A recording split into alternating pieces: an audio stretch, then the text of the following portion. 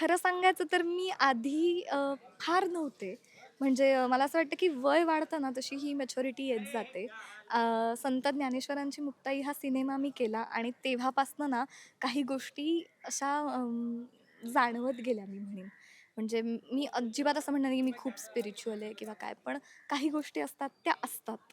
आणि मला असं वाटतं की तो ना प्रत्येकाला त्याचा त्याचा एक्सपिरियन्स आला ना की त्या कळतात. म्हणजे कुठलंही मला आत्तापर्यंत घरातनं कुठलंही कंपल्शन नाही, की "हा पाया पड" किंवा "असं करत राहा, हे खाऊ नको, असं करू नको."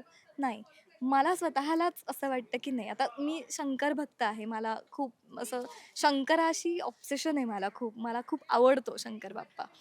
तर त्यामुळे मग मी जर नॉन-व्हेज खात असेन, तर मी कधी सोमवार मोस्टली पाळते. मी कधी सोमवारचं खात नाही किंवा मोस्टली जेव्हा चतुर्थी वगैरे असते आता उपवास करणं शक्य होत नाही, पण मला आवडतं उपवास करायला. कारण अर्थात त्याच्यामागे सायन्स तर वेगळं आहेच आहे. पण त्या ज्या पद्धती आहेत, त्या ट्रेडिशनल आहेत आणि त्या आपल्याकडे का आहेत, हे जेव्हा तुम्हाला कळायला लागतं ना, तेव्हा तुम्ही आपोआप त्या वाटेने जायला लागता, असं मला वाटतं. आवर्जून वर्षातून कोणत्या मंदिरात जातेस? आवर्जून जाते? मी मोस्टली शंकराच्या मंदिरात जाते. कुठल्या? अ, पुण्यामध्ये सिंहगड रोडला राजाराम पूल आहे. तिथे एक शंकराचं मंदिर आहे. ते मला प्रचंड आवडतं. तिथे जाऊन शांत वाटतं. नाहीतर ओंकारेश्वर म्हणून आहे जे शनिवार पेठेत आहे, ते मंदिर मला खूप आवडतं.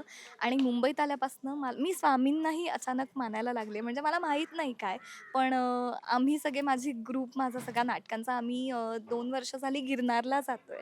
सो गिरनारला जाऊनही काही असे वेगवेगळे अनुभव आम्हाला आले. तेव्हापासून मी दत्तगुरूंनाही मानायला लागले, वाह! स्वामींनाही. म्हणजे माझ्या घरातही स्वामींची एक खूप प्रेम आहे, जी मला माझ्या मित्रानं दिली आहे.